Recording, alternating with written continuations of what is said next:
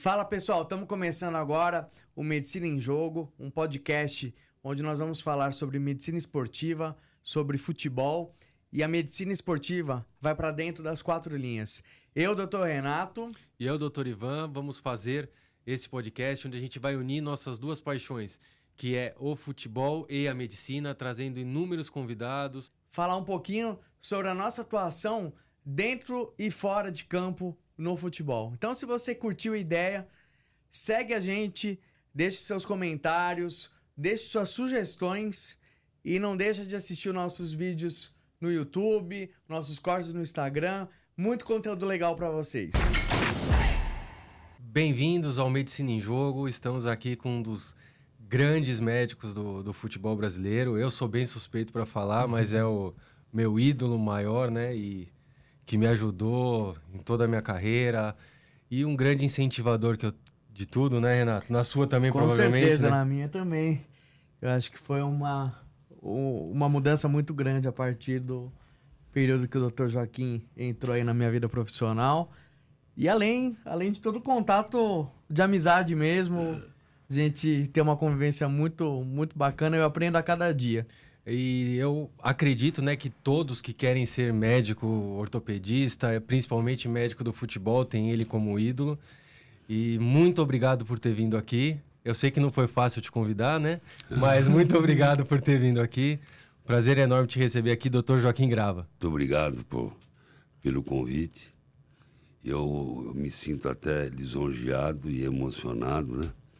Por um convite do meu filho, iniciando esse podcast, ao qual eu desejo um objetivo muito grande e que vocês tenham bastante sorte nesse novo caminho de vocês. E não poderia ter escolhido outra pessoa para ser o primeiro, né? A estreia do nosso podcast. Com certeza. Além de ser meu pai, né? Que tem uma pessoa que tem um currículo gigantesco aí no futebol e vai ter muita história para contar pra gente. O grande bacana, doutor, é que a história da medicina do futebol confunde-se um pouco com a sua história. Né? E eu acho que é legal a gente começar esse podcast, o senhor contando um pouquinho como que foi o seu começo no futebol, como que foi a medicina esportiva na época que o senhor começou a entrar para essa área do futebol. Bom, eu já entrei na faculdade de medicina lógico, né, com a intenção de ser médico do futebol, e especialmente do Corinthians. Essa era a minha intenção. Agora, como eu consegui, foi o homem lá em cima que fez com que eu conseguisse. Só que é um caminho muito longo, né, para você ser médico do futebol, né? Hoje, realmente, você tem alguns problemas, porque existem muitos colegas querendo ser médicos do futebol e não tem em todas as equipes lugar para todos esses médicos, né? Que era diferente na minha época. Na minha época, você não tinha a estrutura que nós temos hoje, a retaguarda que nós temos hoje no futebol, né? Quando eu iniciei a carreira, numa comissão técnica, você tinha o técnico, o preparador físico, você tinha o supervisor do futebol, você tinha o roupeiro, às vezes o roupeiro tinha um auxiliar ou não, o médico e o massagista, não tinha mais ninguém. Essa era a comissão técnica, que é muito diferente das comissões técnicas que são feitas hoje. Aí você vai dizer, mas como é que era escolhido o médico naquela época do futebol? Era escolhido geralmente pelo presidente do clube. Era o presidente que escolhia. Eu tive sorte, porque eu trabalhei 8 meses na Portuguesa de Desportos, aí eu saí devido a estudos, eu queria fazer estágios, né? Queria dar uma continuidade no aprendizado. Só que o Vicente Mateus, um dia jantando com o Oswaldo Teixeira Duarte, presidente da Portuguesa e presidente do Corinthians, o Vicente Mateus comentou com o Oswaldo Teixeira Duarte que o Paulo Albuquerque, que era um médico que fazia a ortopedia, não existia nem a traumatologia esportiva, a ortopedia esportiva dentro do clube, estava se aposentando. E aí, na conversa, os dois gostavam de uma caipirinha. Pelo que eu soube, o Oswaldo falou, mas tem um menino que saiu há um pouco tempo de lá que tem um futuro brilhante. O seu Oswaldo Teixeira Duarte falou pro Vicente. E aí o seu Vicente Mateus se interessou, falou com o cunhado dele, que era o diretor do futebol amador, Leonel Marconi, e aí ele fez uma ligação para minha casa, para casa da minha mãe. Pô, aí eu até assustei, falei, é trote, apesar que naquela época não tinha muito isso. E ele pediu para eu ir conversar com o seu Vicente Mateus na pavimentadora. Então você imagina, aquele menino que gostava de futebol, fez faculdade para ser médico de futebol no Corinthians, recebeu um convite desse. Uhum. Aí eu fui, não sei se vocês lembram do Ailton. O Ailton já era secretário do presidente. O Ailton, para quem não sabe, ele é um conselheiro, foi uma das pessoas que me ajudou muito a construir o CT. Ele foi administrador há muito tempo do Centenamento e naquela época ele trabalhava com o seu Vicente Mateus na pavimentadora e era secretário do Conselho do Corinthians.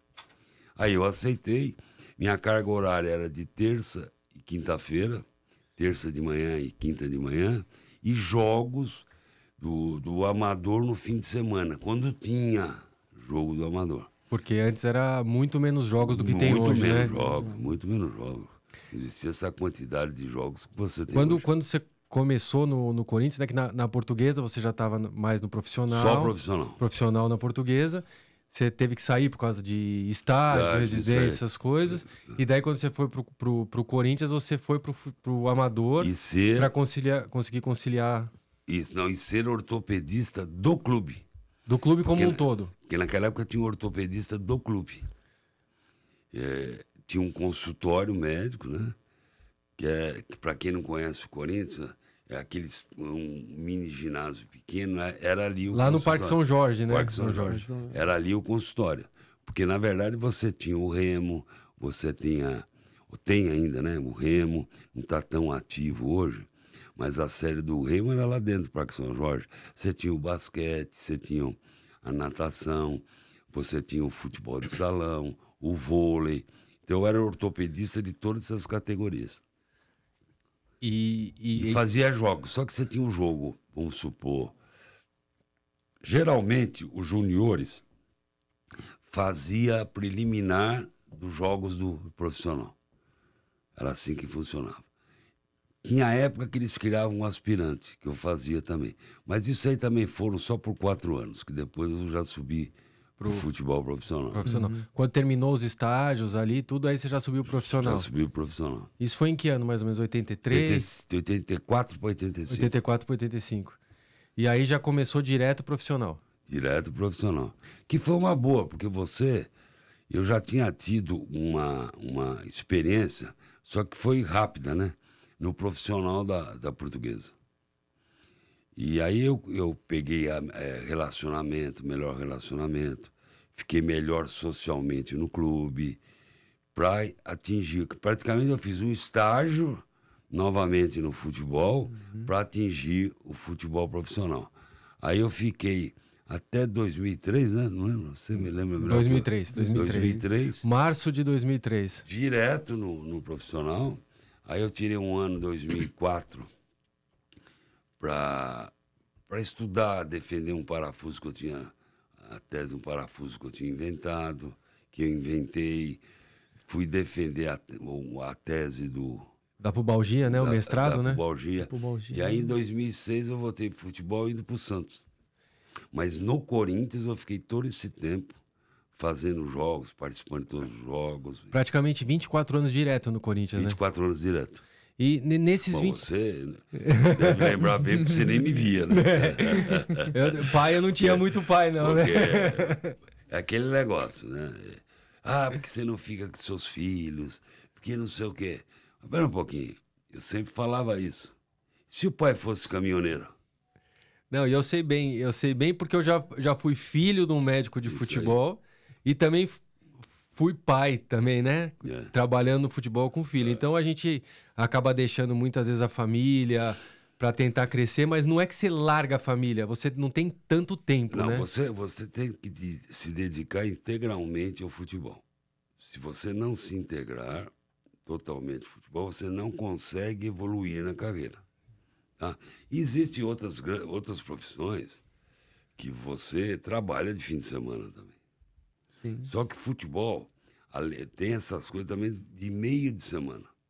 Porque nessa época, nós tínhamos um campeonato brasileiro, se eu não me falha a memória, com 64 times. Então você saía para jogar em Manaus, para jogar no domingo em Manaus, você ficava às vezes a semana toda e mais meia semana, porque você completava com o jogo no Pará, com o jogo em Alagoas, e aí você descia. Porque eram muitos clubes, né, que disputavam o campeonato.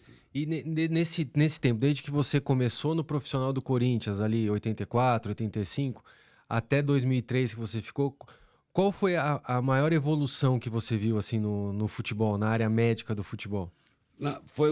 Por incrível que pareça, foi a chegada da fisioterapia. Porque nessa época aí de 79 até 84, não existiam muitos fisioterapeutas esportivos. Aliás, a fisioterapia estava engatinhando, né, na área médica. E geralmente quem fazia a fisioterapia era o próprio massagista. Fisioterapia entre aspas. O que era a fisioterapia? Era forno de Beer, infravermelho, que você tinha, a toalha quente, gelo, nem pensar, porque se fosse fazer gelo, não, vai dar reumatismo, vai dar gripe, então... Tinha esse mito do gelo, né? O mito do gelo. E não fazia. Aí começou a chegar ondas curtas, ultrassom, e aí foi embora, aí foi seguindo. E com a chegada do fisioterapeuta no futebol, começou a ficar até mais fácil para o médico. Por quê? Quem prescrevia a fisioterapia era o médico. Só que o médico e o ortopedista não tinham ensino de fisioterapia. No seu estágio, na escola, nada. Então você faz... Porque naquela época era muita imobilização, viu, filho? Viu, Renato? Tudo era imobilizado. Tudo era imobilizado. Goteira, né? A goteira. Ou né? gesso. O gesso. Ou gesso. Então a fisioterapia era muito pobrezinha. Com a chegada dos fisioterapeutas, começaram a se especializar, você começou a dar mais condições para o médico na recuperação do atleta. Para você ter uma ideia, você fazia uma cirurgia de menisco, era aberta, não era uma cirurgia que nem hoje, de artroscopia. A artroscopia começou a ser realmente feita a partir de 1988.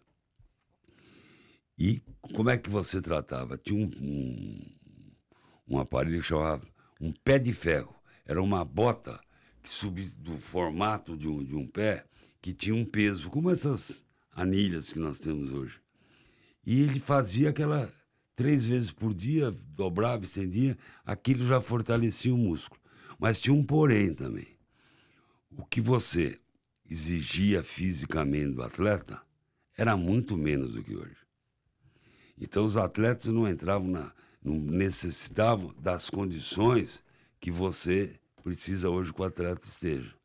Então você, uma cirurgia, com 2 meses de uma cirurgia aberta, o atleta podia jogar. O Casagrande jogou com 30 dias uma cirurgia aberta de menisco. E essa mudança assim do futebol para essa mais física, você acha que começou a partir de quando, assim?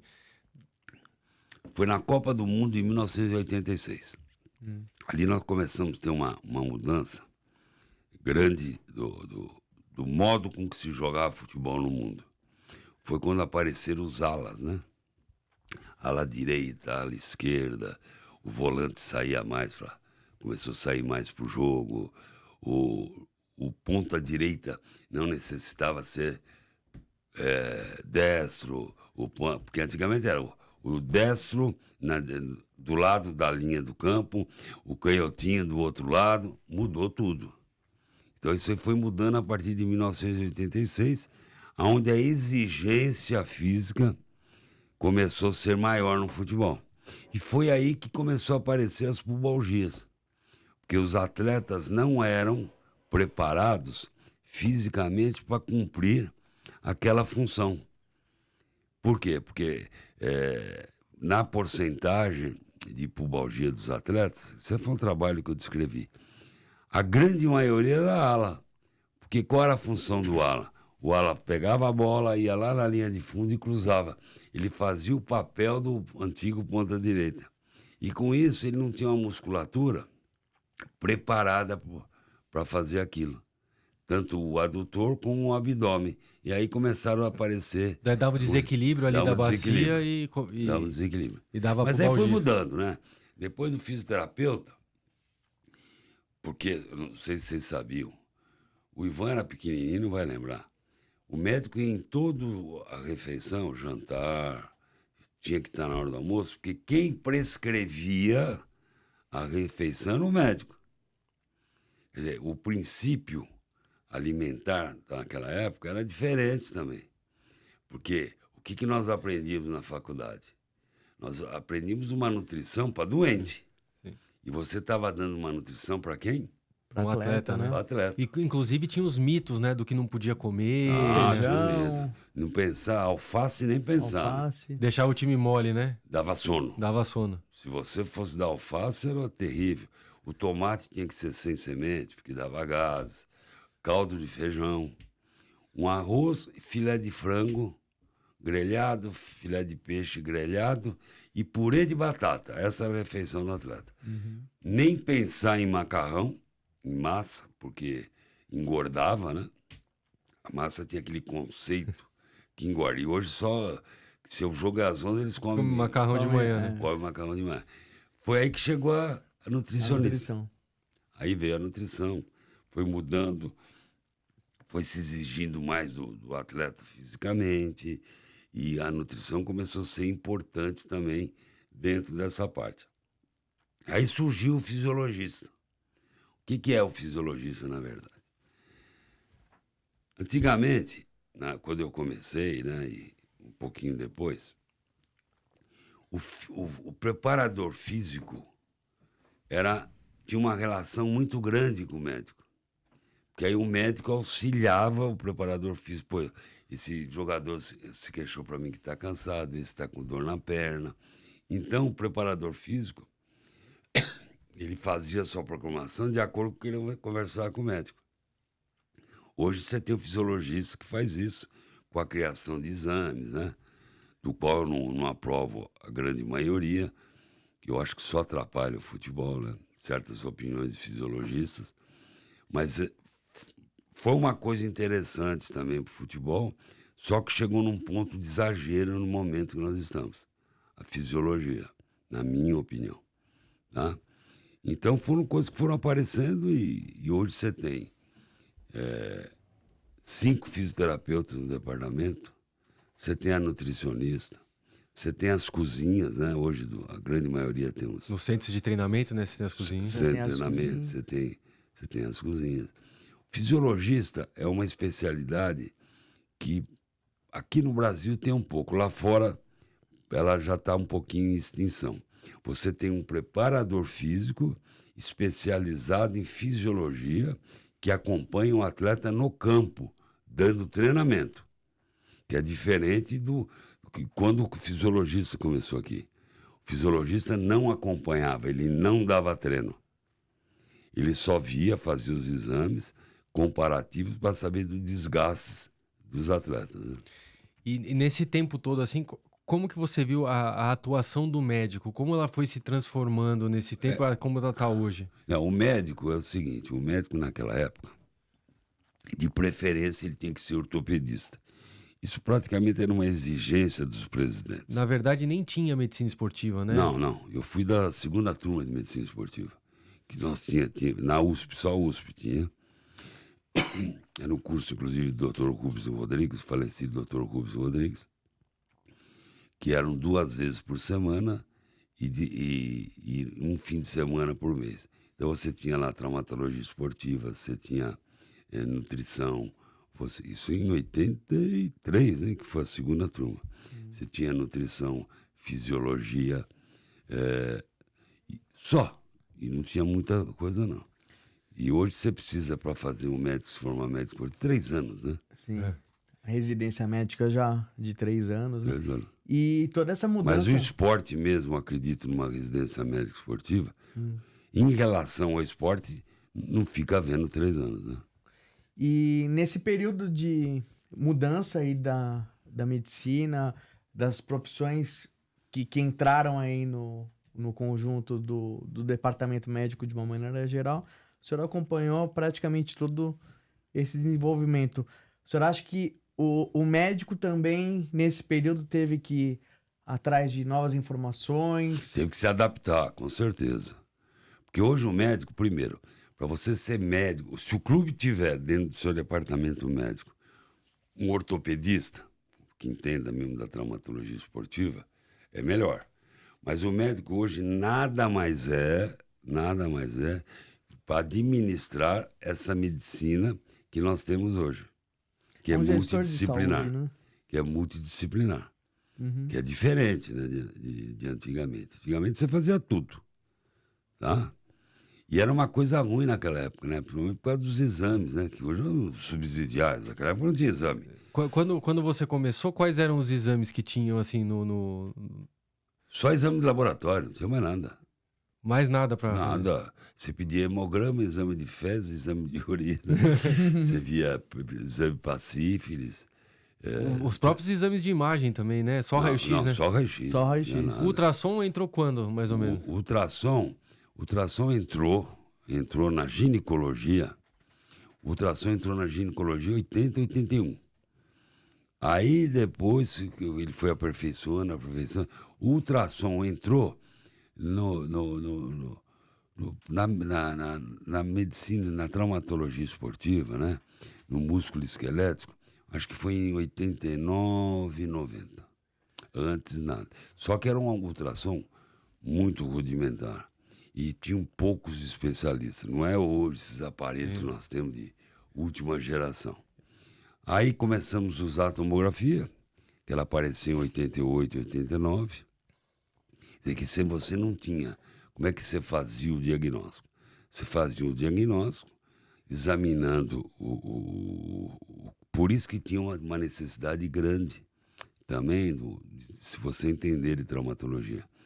O tipo de entorse, o grau do entorse, se imobiliza, se não imobiliza, se é lesão de menisco, não é lesão de menisco, ligamento começamos depois de 87.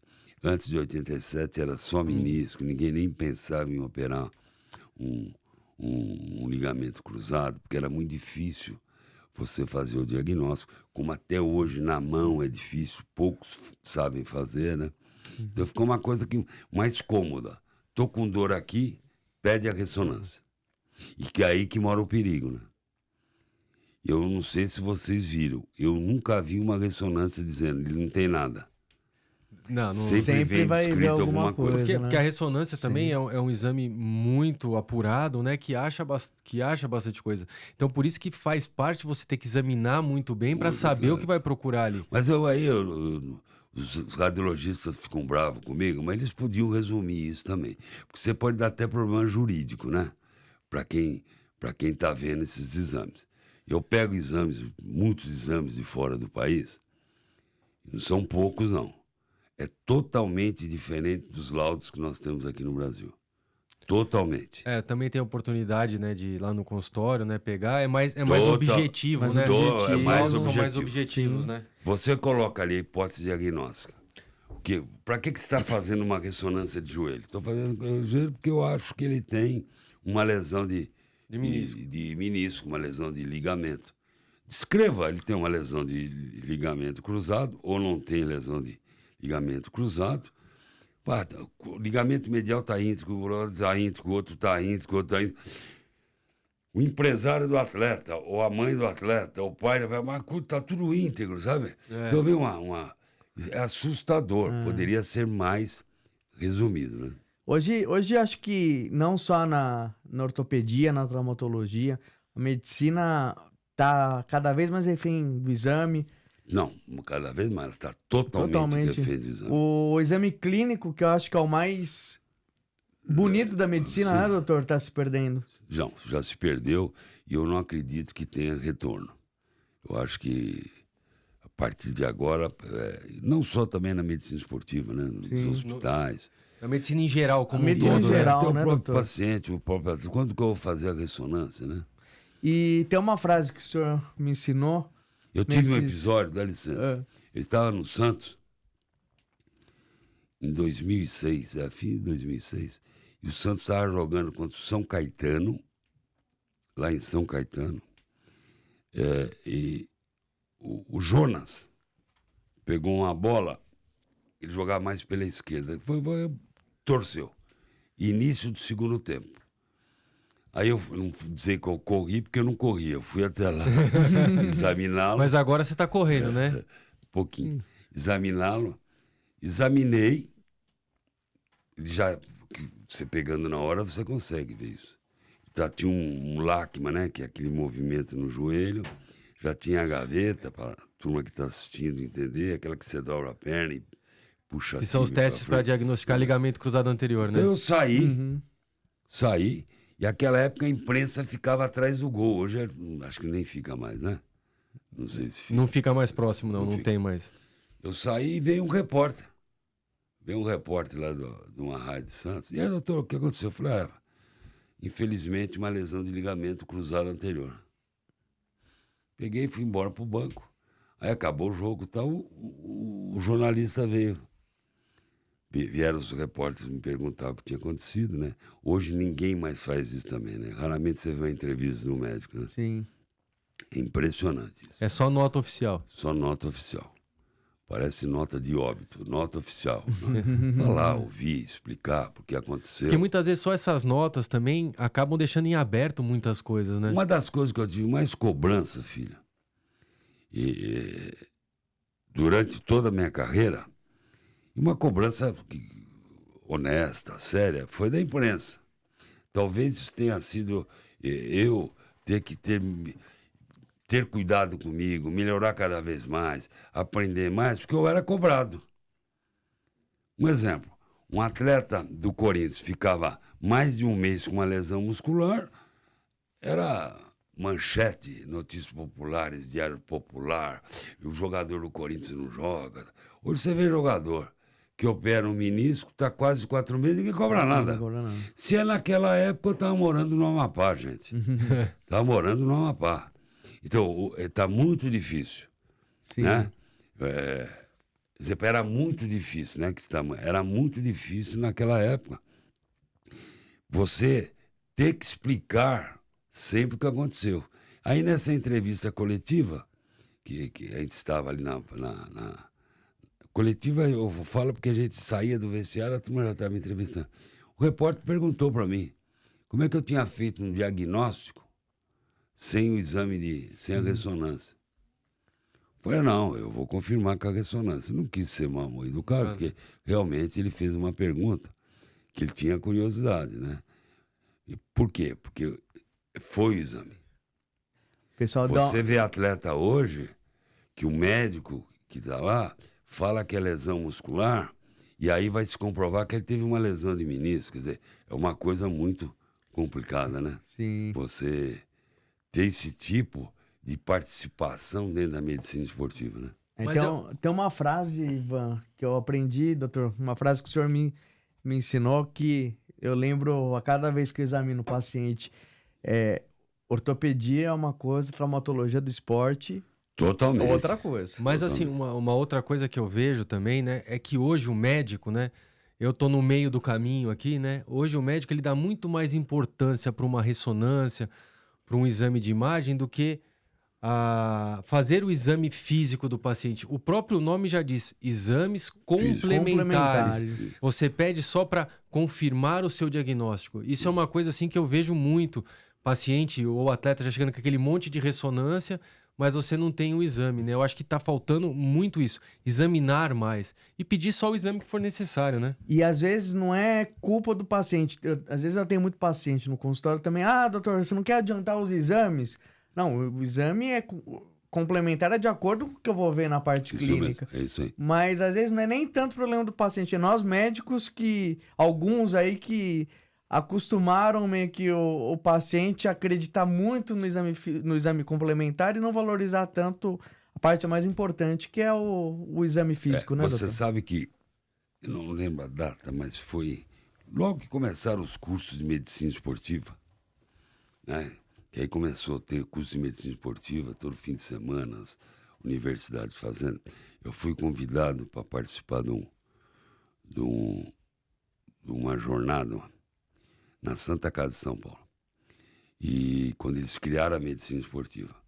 E o tema era avaliação ortopédica no atleta. Avaliação. Então, você tinha avaliação no atleta que está começando a carreira. Tá, não atleta de alto... Já no início. No início. Então, tinha lá várias coisas que você tinha que examinar, ortopédico. E tinham 2 colegas que me antecederam nas aulas. Então, mostrando a dificuldade de um genovaro para jogar, a dificuldade de um genovalgo para jogar, a dificuldade de quem tem escoliose para jogar, sabe? Uma série de coisas, né? E eu não tinha feito a aula de propósito para isso, porque eu nem sabia que eles iam falar isso. E a minha aula era o seguinte, mostrando o Rivaldo, em 93, que ele jogou no Corinthians, fotos do Rivaldo, naquela época era slide, viu? Não era nem Não pendrive. era PowerPoint, não, né, doutor? O Garrincha, Garrincha. Luiz Pereira do Palmeiras, todos com deformidades. E foram grandes jogadores de futebol. Por exemplo, esse tipo de deformidade, você não pode, veja bem, aliás, até acabaram com esse tipo de curso, de avaliação disso. Você não pode avaliar um menino de 14 anos, 15 anos de idade, ou impedi-lo de jogar futebol porque ele tem genovalgo. Sim. Não pode. Primeiro, para você tratar um genovalgo nessa idade, você vai ter que ter cirurgia. E o menino, o dom do futebol que Deus deu para ele começou jogando futebol com essa deformidade. Se você corrigir, ele vai até parar de jogar, né? Tá indo contra a natureza dele, né, doutor? E assim, na sua carreira toda, assim, você já chegou a ter que vetar alguma contratação? Só uma na minha carreira. Foi o Fabinho, que hoje é diretor do Corinthians. Não sei nem se ele lembra. Ele jogava na Ponte Preta e ele pediram para eu examinar. Antigamente fazia assim. Eu ia contratar o Renatinho. Aí o presidente do clube ligava para o médico, né? Falava, doutor, dá para você examinar o Renatinho antes de eu anunciar a contratação ou contratá-lo? Aí o Renatinho fazia, aí nós fazíamos um modo de eu examinar o Renatinho sem a imprensa saber, sem se apresentar. Concorda ou não? E examinar em alguns lugares, né? Hoje já é diferente. É. Hoje eles anunciam, Depois que contratar pede. e joga no seu colo, entendeu? E muitas vezes o cara tem problema, você não vai arrumar problema jurídico para você. Aí Porque se você vetar o jogador que está jogando, mesmo com problema, ele pode te processar juridicamente. Poucas pessoas sabem disso. Aí eu examinei o Fabinho, eu vi que ele estava com derrame importante no joelho. Falei, Fabinho, você está jogando desse jeito? Ele falou, tô. Falei, e o médico da Ponte Preta não te falou nada? Ele falou, não, que isso é normal, porque eu tenho um pouquinho de dor. Falei, não, Fabinho, você tem que ter alguma coisa. Aí eu liguei, o diretor na época estatutário era o Ney, e o diretor contratado era o Luiz Henrique. Aí eu liguei para os dois, falei, ó, vamos pedir um exame, a gente faz o exame e vamos ver. Aí eu pedi o exame, deu lesão de menisco lateral, quase uma alcinha, né, para quem não é médico entender, o menisco está deslocado. Eu liguei para o André, da Ponte Preta, que tinha assumido, não era o André, que era o médico antes, que ele foi contratado. Nesse meio tempo ele foi contratado. No meio tempo mudou. Mudou. Aí eu falei, e o André é um excelente traumatologista esportivo. Eu falei, André, estou com esse caso, eu vou propor aqui, se ele quiser, nós operamos ele aqui, ele fica se recuperando, quando ele começar a jogar, eu falei com a diretoria, o contrato dele começa a vigorar. Aí o André falou com a diretoria lá, eu falei aqui, mas a diretoria da Ponte Preta não quis. Aí ele operou, foi bem e jogou futebol, um belo do jogador de futebol. Foi o único que eu vetei. E um outro que eu vetei, que não era para contratação, não era para contratar. Pediram para eu tirar a informação. E eu tirei a informação que era do Evair, que jogava no Guarani e o Corinthians estava procurando. Não é que trouxeram o jogador para mim. Você tirou a informação e o que era que Eu tirei uma informação que ele tinha uma hérnia lombar, que às vezes ele tinha dor e prejudicava. Aí eu conversei com um neurocirurgião naquela época, não tinha nem especialidade de coluna. Não. Era... Não, isso é só cirúrgico, não tem jeito. Aí eu Falou, olha, tá dizendo que é só cirúrgico. Aí não se interessaram pelo Evair. Aí que ele foi pro Palmeiras? Foi pro Palmeiras e foi um belo do jogador. Pra dizer, eu nunca mais eu vi esse neurocirurgião no hospital, eu desviava pra falar mais com ele. E quando ele vai fazer gol, então? Às vezes ele dava uma mostradinha na coluna. E assim, doutor Joaquim, qual foi o caso mais grave assim que você Michael pegou? Leite. Já saiu antes da Da pergunta, né? Michael Leite. O Michael Leite teve uma lesão rara. Jogava no Santos, né? E eu já estava no Corinthians de volta como consultor. Ele teve uma lesão rara no futebol. Eu vi uma agora, recentemente, acho que faz uns seis meses, de um jogador do campeonato espanhol ou alemão, que rompeu todos os ligamentos do joelho. Não sei se vocês viram. Sim. E o Michael Leite foi a mesma coisa. Ele teve uma luxação do joelho, uma compressão da artéria, ficou uns dias tratando para operar, tal. Mas foi até, inclusive, depois que nós resolvemos fazer num tempo só, eu chamei o falecido Cury, né, Carlos Cury, para fazer o posterior, que ele era um exímio cirurgião de cruzado posterior, e eu fiz o medial, fiz o anterior. E o lateral nós deixamos porque ele estava com um pouquinho de estabilidade. Só que no decorrer do tempo o atleta começa a te perguntar, né? E a imprensa começa a te perguntar. Aí eu falei, olha, vai ser difícil ele voltar uma lesão muito gravíssima, grave. Né? Gravíssima. Muito complexo. Numa dessa pode... É uma luxação mesmo do joelho, importante, né? Importante que ele não teve nenhum comprometimento nervoso e nem arterial, né? Porque aquele negócio, todo mundo acha que luxação... pra você explicar, Evan. Luxação é uma contusão, não é? Luxação, muitas vezes, é pior que fratura, né? Porque a luxação é uma perda da congruência articular, ou seja, a articulação sai do lugar. Tudo. Leva um monte de tecido junto, né? E aí eu tive que falar pro Michael Leite, falei, Michael, eu acho que dificilmente você vai jogar, cara. Nós tá evoluindo bem,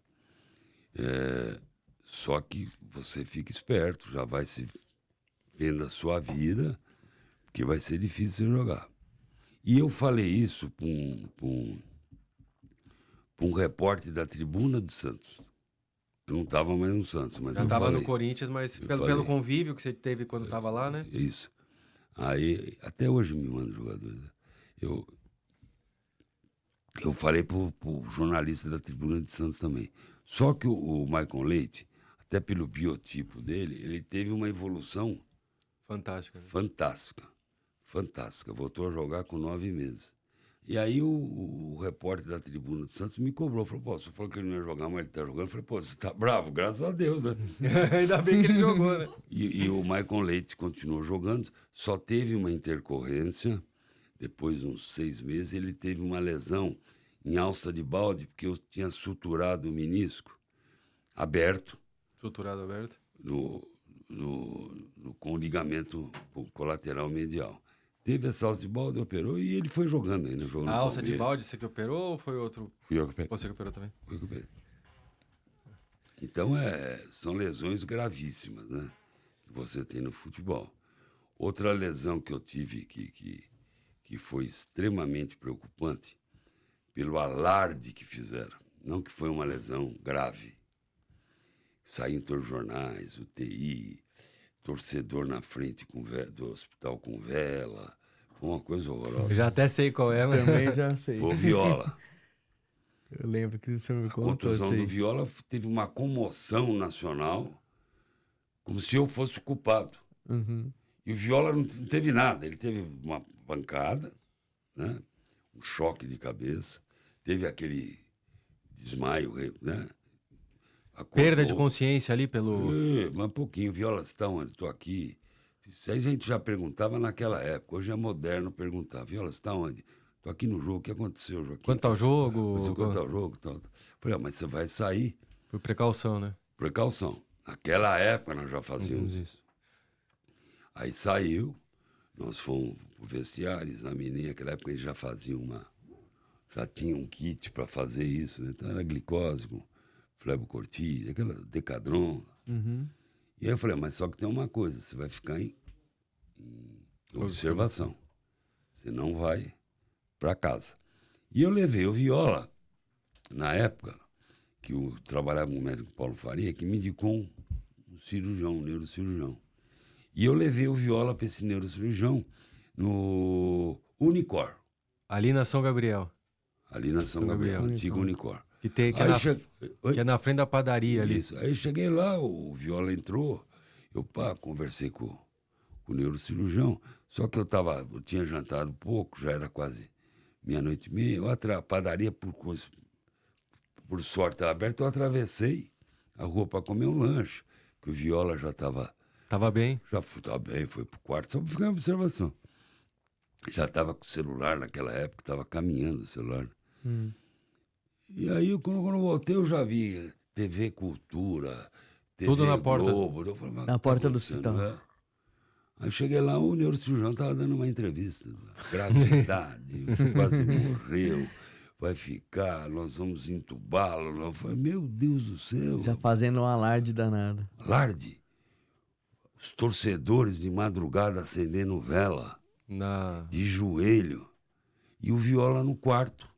Tranquilo, numa boa. Tranquilo, numa boa. E são coisas que no futebol a gente precisa ver isso também. são pontos interessantes até, doutor. Porque o médico do futebol vai... Lógico que a atuação na questão de lesão vai ser muito importante no dia a dia, mas quantas outras áreas, né? O médico do futebol também tem que conhecer. O senhor falou aí no caso da concussão, não nos atemos só à lesão, mas a naquela saúde, época nós já fazíamos isso. Já fazia isso. Já fazíamos isso. Sempre. Isso aí lógico, é importante os jovens hoje aprender que você tem que fazer isso.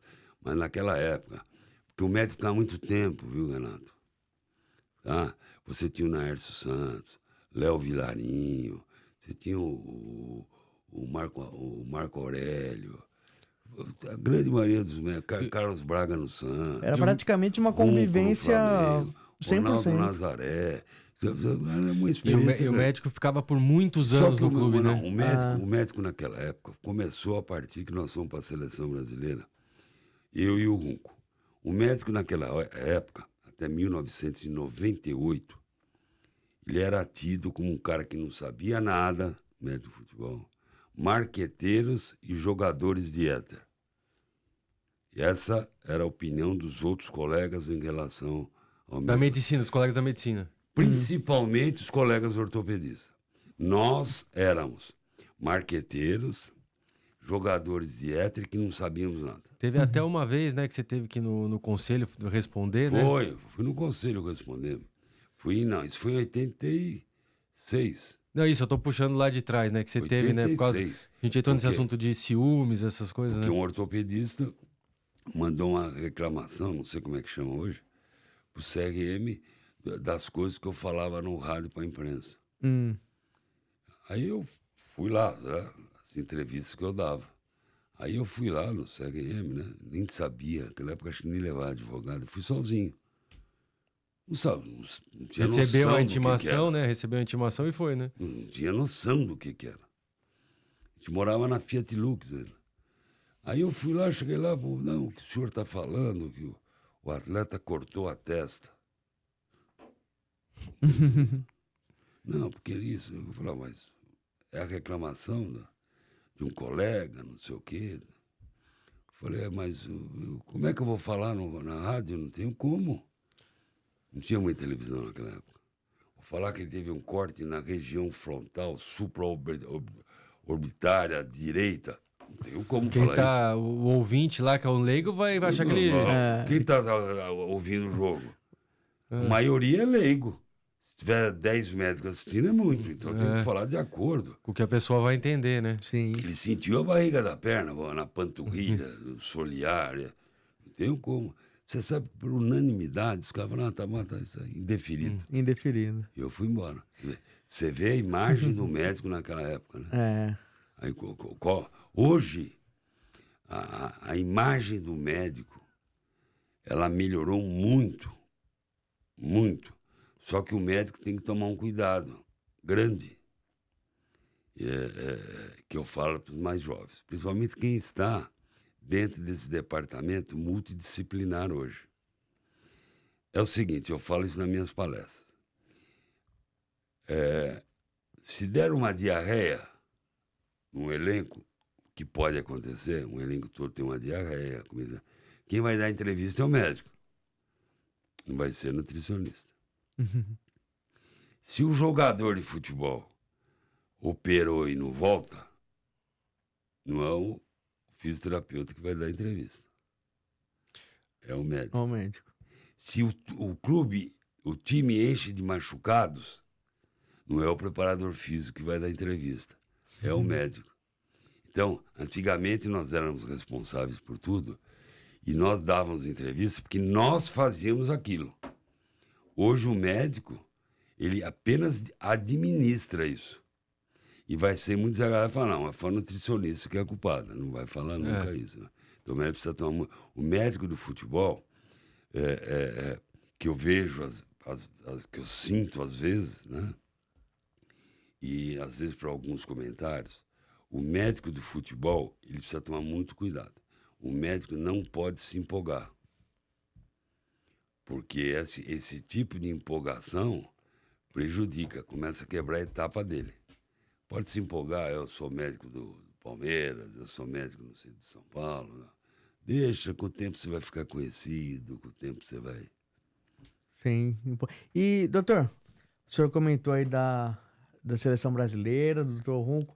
Qual que é a principal diferença que o senhor vivenciou num departamento de seleção, num departamento de futebol em clube e em seleção? A diferença é que você tem atletas novos, né? Você recebe atletas de vários clubes, né? E você tem que conviver. Você não tem uma convivência com esse atleta. Então você precisa usar mais a sua sabedoria de uma queixa do atleta, né? Não que ele está mentindo ou não, mas saber as deficiências do atleta. Então, na seleção brasileira é mais difícil, porque você pega vários atletas de todos os outros clubes, muitas vezes vem de recuperação de lesão, e você tem uma responsabilidade muito grande com esse atleta da seleção brasileira. Muito grande, porque o atleta não é da seleção brasileira, ele está jogando na seleção brasileira. Quem paga o salário dele é um outro time. Uhum. Você me entendeu? E você pega ele com pouco tempo ali também, muito né? Pouco tempo. Pega alguns dias antes do jogo, né? Tinha... Não, tirando as competições Copa grandes, América, ficava 30, 35 dias com o atleta, se chegasse até a final, né? Olimpíada, que eu fui também. O problema é que você vai fazer um amistoso, 2 amistosos, você fica 5, 6 dias com o atleta. É isso que eu tava falando. Amistosos por exemplo, eliminatórias de Copa, essas coisas que é pouco tempo, aí. né? E é uma estrutura móvel também, né? Você vai ter que usar uma academia, você vai levar alguns aparelhos, não completo, entendeu? É uma coisa totalmente... E muitas vezes no local que tá, tem que achar um lugar que tem essa estrutura, né? Pra fazer. Muitas vezes tem que achar um lugar que tem... Geralmente, hoje, os hotéis que nós temos, a grande maioria... Já tem alguma coisa. Já tem um mobiliário excelente de academia, né? Mas antigamente, por exemplo, com os clubes não tinha. Uhum. Era muito, muito pobre esse tipo de equipamento. E teve alguma situação no período de clube lá do Corinthians, doutor, que o senhor passou alguma dificuldade em viagem por falta de estrutura, por falta desse apoio em volta do departamento? Não, porque você se adaptava, né? Ao momento. Naquela época você era adaptado àquele momento. Não sei se você me entendeu. Então eu nunca tive, não. E outra coisa também, né? Quando você trabalhava no Corinthians, ali no campo, quando eu trabalhava também, muitas vezes quando a gente tem alguma coisa, o médico local, do time local, ajuda muito a gente, ajuda né? muito. Ajuda muito. Eu não sei como tá hoje, né? Que já faz um tempo. Ah, deve estar a mesma coisa, mas assim, a gente tinha muito contato com os médicos locais, então sempre que precisava de alguma coisa, o médico do local já te levava. Eu lembro até aquela vez do Elias, lembra que teve uma fratura lá em Brasília? Fratura de costela. Lembro. Lá em Brasília, o médico do local que tinha lá, né? Acho que ajudou, já levou para o hospital, já ajudou. Então, isso que facilitava, né? A única vez que eu tive olha, de todo esse tempo que eu utilizei um serviço fora de São Paulo, foi com o Marcelo Dijan, por causa de uma bolada numa falta em Goiânia. Tomou uma bolada, sentiu tontura, adormeceu um pouquinho o braço dele. Aí eu levei ele para o hospital, esqueci até o nome do hospital. Naquela época já tinha tomógrafo, um neuro veio para examinar, fez a tomografia, o neuro examinou, falou, ele precisa ficar em observação. O neuro falou, não, pode ir tranquilo, que não tem nada, a tomografia está zero, pode ir para São Paulo. É um voo rápido, sem problema. Falei, e lá? Ele falou, não, lá você não foi choque. Ah, foi da... Foi da bola, né? Batida da bola. E mudando um pouquinho assim, como que foi a sua volta para o Corinthians ali em final de 2007, 2008, né? Da construção, de quando começou ali a construção do CT, como que foi isso daí? E não, na verdade eu estava no Santos ainda. Quando o Andrés conversou comigo, estava tendo alguns problemas cirúrgicos no Corinthians. Isso foi em 2007, né? Quando você estava no Santos. Foi, acho que foi do final de 2007 ali, né? Acho que setembro, outubro de 2007. Foi até coincidência que depois, acho que de uns 15 dias, o Roger teve até aquela fratura de perna, né? No tornozelo. Foi tornozelo. Então, eu retornei, eu fiquei tratando no Corinthians e terminando meu contrato no Santos. Aí eu voltei para o Corinthians, e o Corinthians precisava se renovar, tinha ido para a segunda divisão, uma série de coisas. Um departamento médico destruído, não tinha nada, que era aquele ali, quem conhece o Parque São Jorge, embaixo da numerada, né? Aquela que aparece para marginal, nada. Quando eu saí de lá era perfeito, lógico, dentro das condições dos aparelhos da época. Da época do ano que você saiu. Da época, o Corinthians tinha excelentes aparelhos. Só que quando eu voltei estava tudo destruído. Não tinha renovado nada e não tinha... Não, o que tinha estava destruído. Já existiam algumas coisas que estavam chegando no Brasil. Mas não tinha lá ainda. Nada. Aí o Andrés, com muito sacrifício, permitiu que eu fizesse lá fizemos uma obra lá, enquanto o time ficou em Itu. Para adequar ali. Fazendo a pré-temporada, aí adequamos, melhoramos, trocamos todos os aparelhos. Foi quando iniciou o Cepro, né?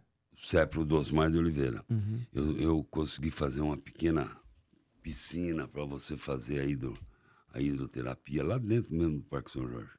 Reformei todos os banheiros, reformei sauna, reformei as banheiras. Foi uma reforma muito boa ali no Parque São Jorge. Foi aí que o Andrés, juntamente com o Antônio Carlos, que era o diretor de futebol, me pediram para eu ir ver um terreno que era lá no Parque Ecológico, que o Corinthians tinha feito um centro de treinamento lá. Eu não conhecia, porque quando eu saí em 2003, não existia lá.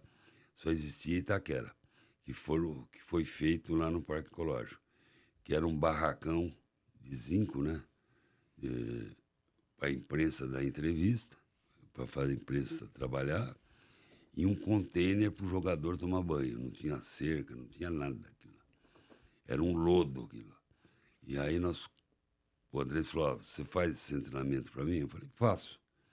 E aí que nós começamos a trabalhar, regularizar aquilo ali. Para vocês terem uma ideia, existiam 8 projetos pagos para o Corinthians para fazer um treinamento lá.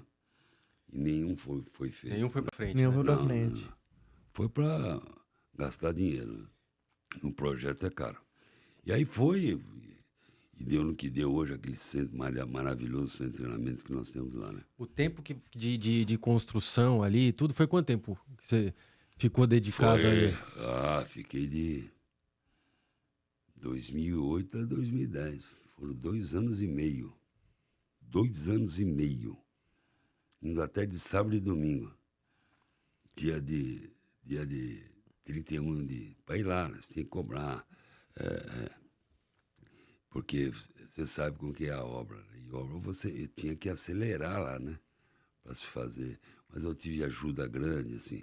Não ajuda financeira, mas a CPTM ajudou muito, porque ajudou a construir porque o centro de treinamento do Corinthians era ligado através de um córrego com a linha, com a ferrovia. Ali atrás tem a ferrovia. Então, tive que separar. Eu fui no